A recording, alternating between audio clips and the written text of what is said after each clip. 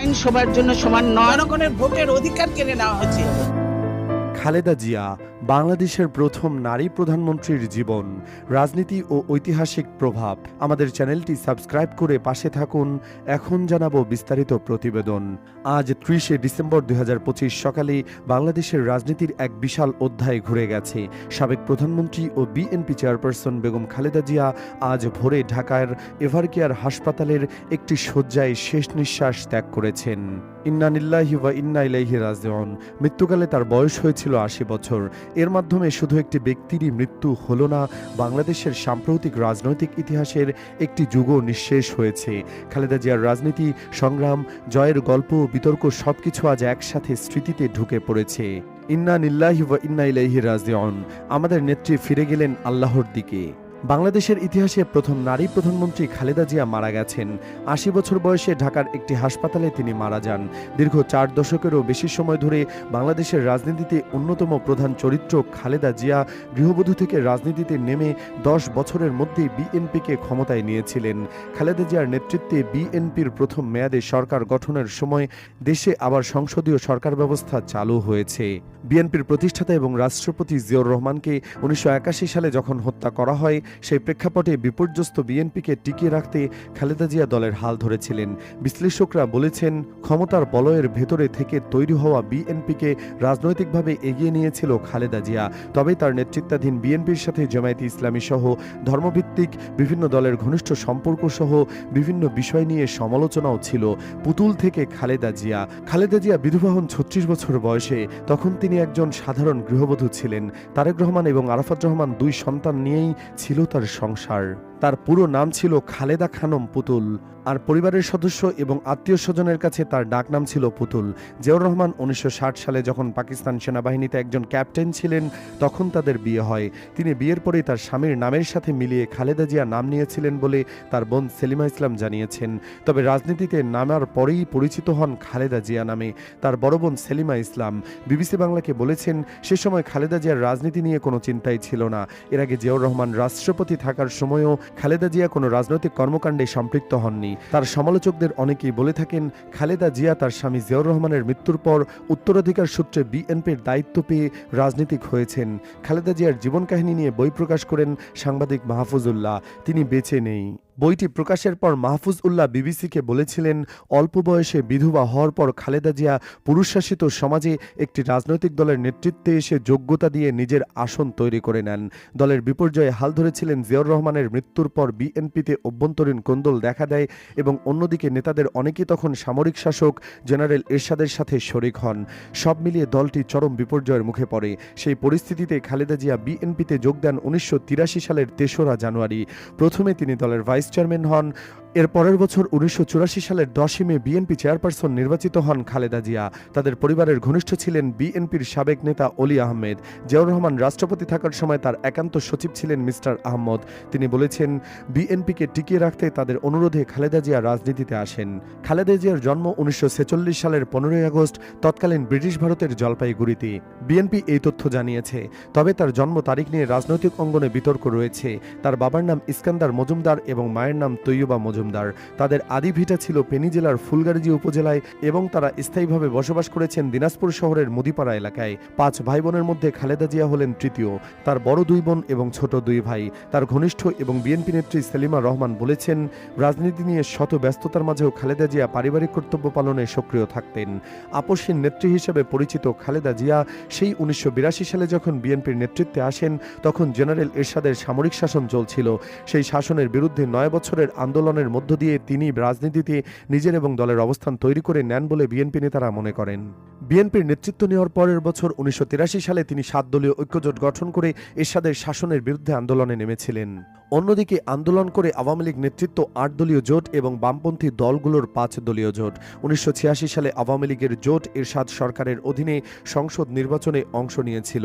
তবে বিএনপির জোট নির্বাচনে অংশ না নিয়ে ৯ বছর রাজপথের আন্দোলনে থাকায় খালেদা জিয়া আপসের নেত্রী হিসেবে পরিচিতি পেয়েছিলেন।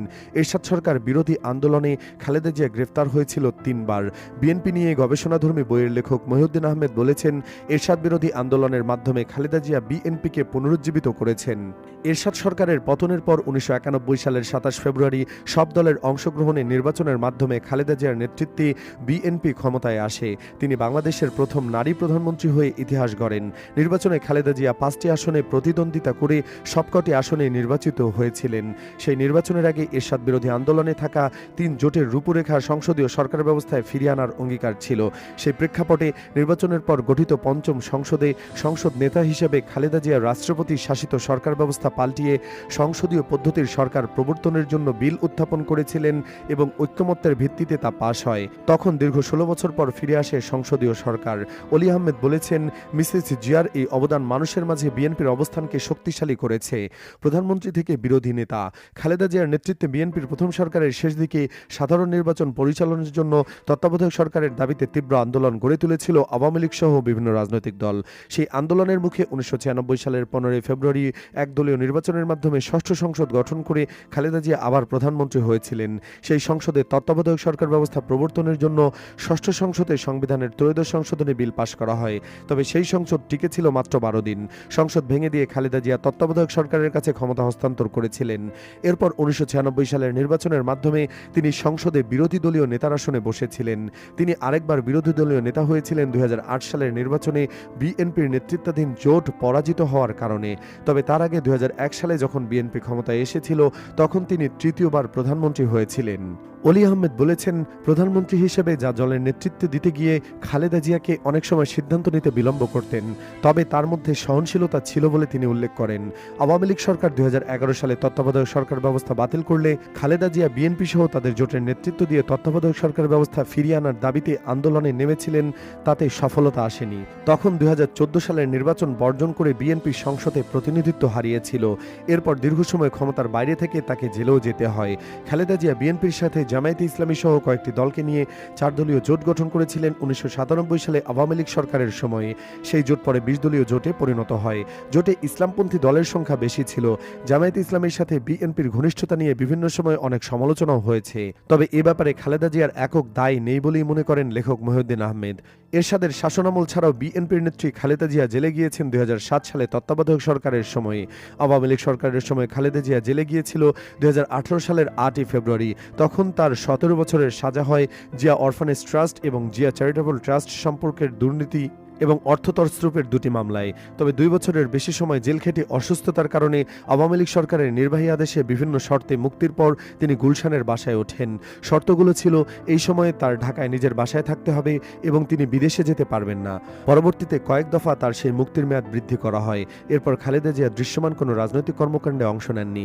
গুলশানের বাসভবনে অসুস্থ হয়ে পড়লে খালেদা জিয়াকে একাধিকবার হাসপাতালে ভর্তি করা হয়। ঢাকায় নিজের বাসায় থাকা অবস্থাতেই 2021 সালের মে মাসে করোনায় আক্রান্ত হয়ে চিকিৎসা নেন তিনি।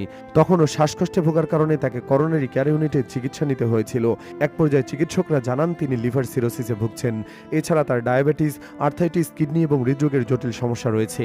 বিদেশে উন্নত চিকিৎসার জন্য খালেদা জিয়ার পরিবারের সদস্যরা একাধিকবার আবেদন করলেও সরকারের পক্ষ থেকে বলা হয়েছে সাজাপ্রাপ্ত আসামি হয় আইনগত কারণে এক্ষেত্রে সরকারের কিছু করার নেই। পরে 2024 সালের জুনে তার হৃৎপিণ্ডে পেসমেকার বসানো হয়। তখন তিনি মূলত হার্ট, কিডনি এবং লিভার সহ বিভিন্ন ধরনের জটিল রোগে ভুগছিলেন, যা তার শারীরিক অবস্থাকে জটিল করে তুলছিল। এর আগে থেকেই তার হার্টে 3টি ব্লক ছিল। আগে একটি রিংও পরানো ছিল। এছাড়া 2024 সালের জুনে পোর্টে সিস্টেমিক অ্যানাস্টোমেসির মাধ্যমে খালেদা জিয়ার লিভারের চিকিৎসা দেওয়া হয়েছে বিদেশে থেকে উন্নত ডাক্তার এনে। গত বছরের জুলাইয়ের গণঅভ্যুত্থানে স্বৈরাচার হাসিনার পতনের পর 2024 সালের 5 আগস্টে নির্বাহী আদেশে মুক্তি পান খালেদা জিয়া। এরপর চলতি বছরের জানুয়ারিতে চিকিৎসার জন্য লন্ডন গিয়েছিলেন বেগম খালেদা জিয়া। তখন তাকে কাতার এয়ারওয়েজের একটি বিশেষ বিমানে নেওয়া হয়েছিল, যাতে ভেন্টিলেটর, ডিফিব্রিলেটর, ইনফিউশন পাম্প এবং উন্নত কার্ডিয়াক মনিটর সহ জরুরি চিকিৎসা ব্যবস্থা যুক্ত করা ছিল। লন্ডনে 4 মাস থেকে দেশে ফেরার পরও খালেদা জিয়াকে কয়েকবার হাসপাতালে যেতে হয়েছে। তবে শারীরিক অবস্থা স্থিতিশীল হওয়ার পর তিনি গুলশানের বাসাতেই অবস্থান করছিলেন। 5 আগস্টের পর মুক্তি, সীমিত রাজনৈতিক কর্মকাণ্ড। 2024 সালের আগস্টে গণ আন্দোলনের মুখে শেখ হাসিনা ক্ষমতাচ্যুত হয়ে ভারতে পালিয়ে যাওয়ার পর নির্বাহী আদেশে মুক্তি পান খালেদা জিয়া। এরপর তাকে সীমিত পরিসরে দলের রাজনৈতিক কর্মকাণ্ড এবং রাষ্ট্রীয় ও কূটনৈতিক অনুষ্ঠানে যোগ দিতে দেখা গেছে। সবশেষে 21শে নভেম্বর সশস্ত্র বাহিনী দিবসের অনুষ্ঠানে যোগ দিতে রওনা দিয়ে গাড়িতে উঠে অস্বস্তি বোধ করছিলেন তিনি। পরে শ্বাসকষ্ট হলে 22 নভেম্বর তাকে জরুরি ভিত্তিতে হাসপাতালে নেওয়া হয়। বিশ্লেষকরা মনে করেন 90-এর দশক থেকে দীর্ঘ সময় বাংলাদেশের রাজনীতি খালেদা জিয়া এবং শেখ হাসিনাকে ঘিরে আবর্তিত হয়। বয়স ও অসুস্থতার কারণে জিয়া দীর্ঘ সময় নিষ্ক্রিয় থাকলেও 5 আগস্ট পরবর্তী সময়ে বাংলাদেশের সক্রিয় রাজনৈতিক দলগুলোর মধ্যে আন্দোলনের ভূমিকা নিয়ে মতপার্থক্য দেখা গেলেও খালেদা জিয়াকে আন্দোলনে যুক্ত সব পক্ষই তাকে সম্মানের চোখে দেখেছে। দলের ভেতরে বিএনপি তাকে রাজনৈতিক অভিভাবক হিসেবে সামনে এনেছে সবসময়। সবশেষ নভেম্বরের শুরুতে যখন ত্রয়োদশ জাতীয় সংসদ নির্বাচনের জন্য দল মনোনয়ন ঘোষণা করা হলেও খালেদা জিয়াকে 3টি আসন থেকে মনোনয়ন দেওয়ার সিদ্ধান্ত নিয়েছিল বিএনপি।